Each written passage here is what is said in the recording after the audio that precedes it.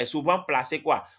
Nous plaçons maintenant le TP maintenant au second support. C'est-à-dire que ce n'est pas ce support, mais le support que le marché aura à nous présenter après que nous ayons le petit support du range en quelque sorte. Je ne sais pas si vous avez compris. Donc, c'est comme ça que nous agissons. Vous allez voir que sur le marché de l'euro-dollar, les positions à la vente, la plus grande, toutes les positions à la vente que j'aurai à exécuter sur le marché de l'euro-dollar, cela veut dire que ça ne devrait que être cette configuration.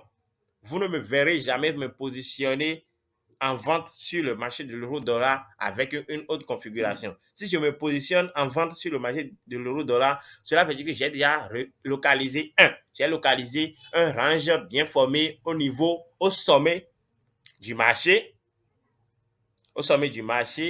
et j'observe maintenant le faux cassure et la réintégration pour pouvoir entrer sur le marché. Ou bien même si je n'attends pas jusqu'au faux cassure, je pourrais m'arranger pour pouvoir me positionner maintenant de ce côté. On va faire maintenant l'illustration graphique tout de suite. Est-ce qu'on est d'accord avec ça? Cela veut dire maintenant que maintenant, les positions sont souvent prises maintenant en 15 minutes. Et avant que les positions ne se prennent en 15 minutes, tu as maintenant la possibilité d'aller maintenant en H4, en H1 pour essayer de voir également aussi la tendance du marché. Maintenant, le plus important, c'est ce marché, c'est sur les 15 minutes. Si ce range se forme, peu importe, cela veut dire qu'avant que le range ne se forme au sommet de ce côté, cela veut probablement dire que le marché maintenant est au sommet et que nous voulons avoir un probable retournement de tendance. Est-ce qu'on est d'accord avec ça? Alors, il va falloir aller maintenant ici pour aller voir comment est-ce que nous allons pouvoir l'interpréter. Est-ce qu'on est d'accord? Alors, ici maintenant, vous allez remarquer que si nous sommes maintenant sur le marché de l'euro-dollar, vous allez remarquer que des positions que j'ai eu à prendre, des positions que j'ai prises par le passé, j'ai pris plein de positions par le passé. Vous allez voir que ces positions, ce sont des positions, vous allez voir que ici maintenant, nous avons également une position qui devait être exécutée maintenant. Voilà pourquoi il faut parfois attendre maintenant le faux cassure. Maintenant, voilà, aujourd'hui, maintenant, même si je me pose ici, pourquoi est-ce que je sécurise ici? Même si je me pose ici, quelqu'un qui prend ceci comme un faux cassure, et quand il y a ce faux cassure, il rentre au niveau de la bougie verte là qui est ici, il se positionne là. Quand il se positionne là, et maintenant que le marché lui redonne jusqu'ici, maintenant il a déjà sécurisé. Même si le marché ne va pas chercher le second support et que le marché se retourne contre lui, il aurait au moins sorti maintenant en break 20. Cela veut dire que vous allez voir qu'avec cette stratégie, c'est un peu difficile de prendre des TP jusqu'à haut. C'est comme si tu prends un TP et tu perds totalement le risque. C'est comme si même si c'est un risque que tu prends pour deux, quand tu utilises cette stratégie, il est difficile que tu perds totalement les 1. Parce que parfois, le marché te donnera un peu de raison pour que tu aies au moins le temps de pouvoir sécuriser ou bien de rapprocher un peu toujours ton stop loss, même si les choses vont se passer autrement.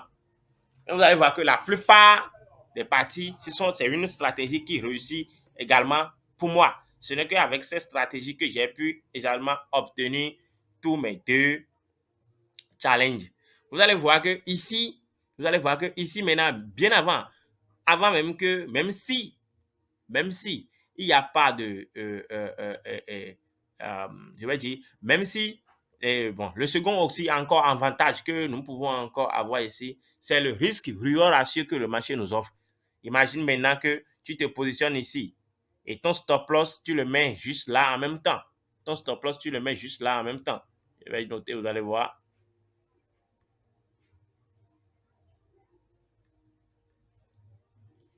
Voilà. Ton stop loss, tu peux le mettre ici. Tu le mets ici. Le stop loss, tu le mets ici. Est-ce que vous voyez? Quand tu le mets là, avec une éventuelle TP qui doit être où? Voilà. Avec un TP qui devait se mettre, ou ce qui devait se mettre quelque part ici. Parce que le second, le support probable que nous avons ici, le voilà ici.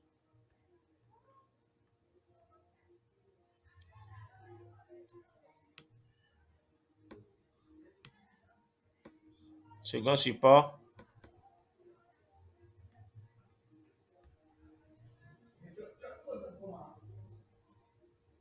Second support, voilà. Quelque part ici. Est-ce que vous voyez? Voilà, ça veut dire que tu as risqué tout petit peu, un peu ici. Tu as risqué tout petit peu, un peu ici. Pour jusqu'au moins là. Pour jusqu'au moins là. Ouais, parce que nous avons un risque ratio qui est exceptionnel. Vous allez voir que maintenant, ceci même, je l'avais pris la fois dernière. C'est aujourd'hui, je me suis dit que je vais préparer là. Je vais préparer ce module. Donc, je n'ai pas eu le temps d'analyser le marché. Mais ceci, c'est le marché que j'ai eu à réussir hier, bien sûr. Non, ce n'est même pas hier, c'est le vendredi. Le vendredi. Voilà, le vendredi. Ici, aujourd'hui, nous sommes mardi déjà. Mais c'est le vendredi, voilà la position que j'avais prise. J'avais prise ici. Je vais vous montrer ça.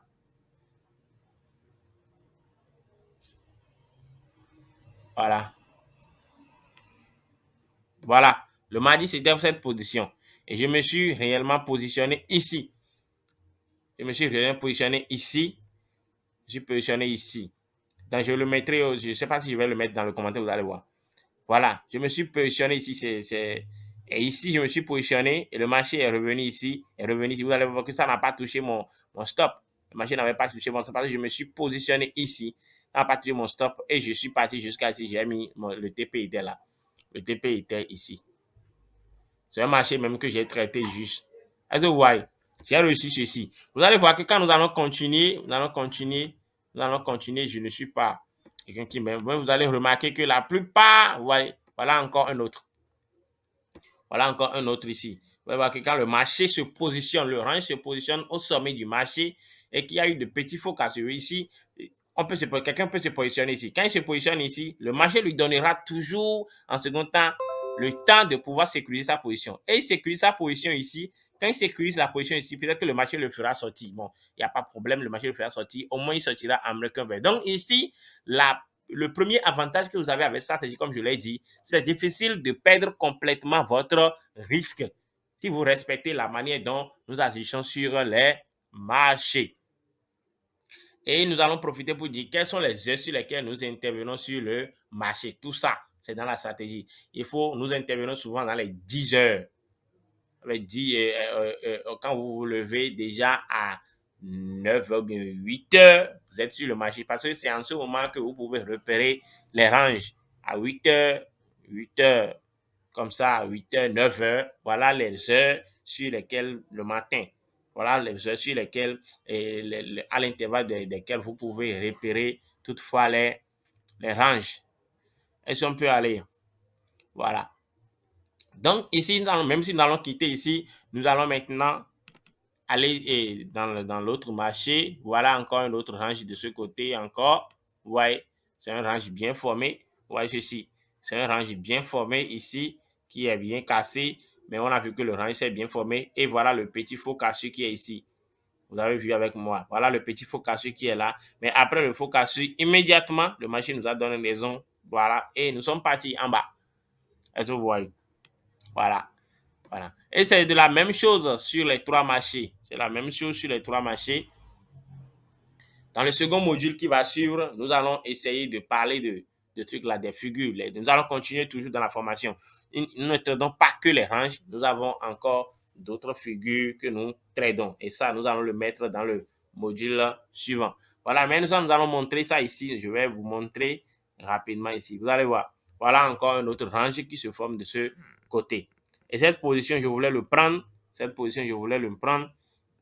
Et je le prendrai. Voilà, c'est une très belle position. Vous allez voir qu'il y a une très belle position. Il y a un rang qui se forme ici. Et ça, ici, c'est la S&P. C'est la S&P. Vous voyez que c'est une très belle position qui s'est formée.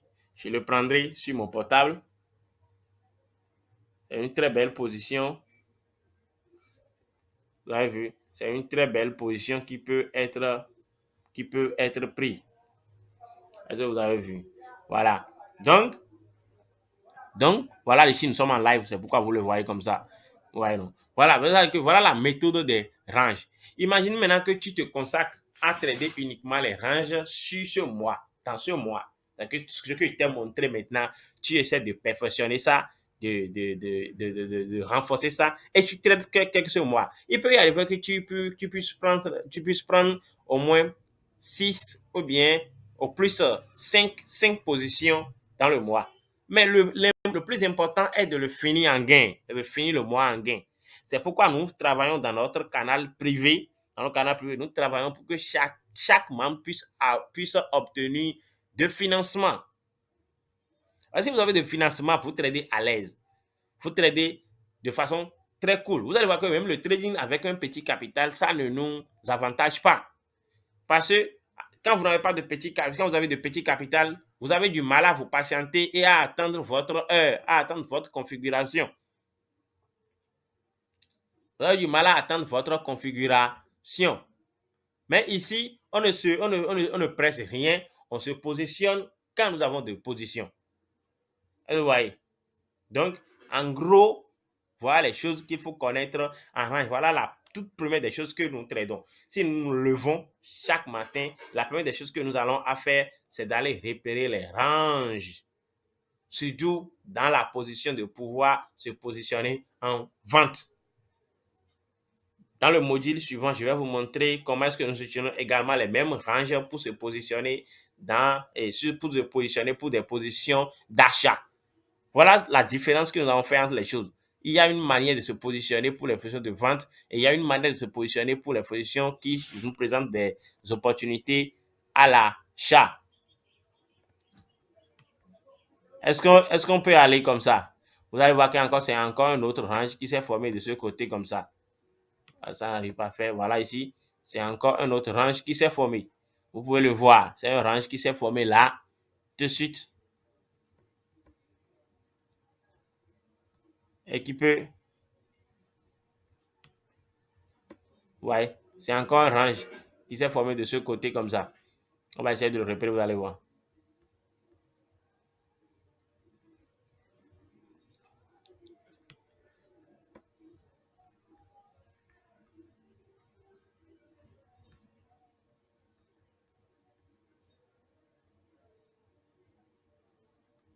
Voilà. Voilà un range qui s'est formé comme ça. Voilà, voilà, voilà. Vous allez remarquer que voilà.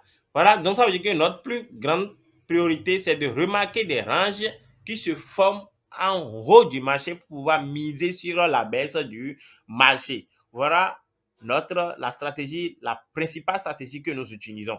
Cela veut dire que quand vous ouvrez maintenant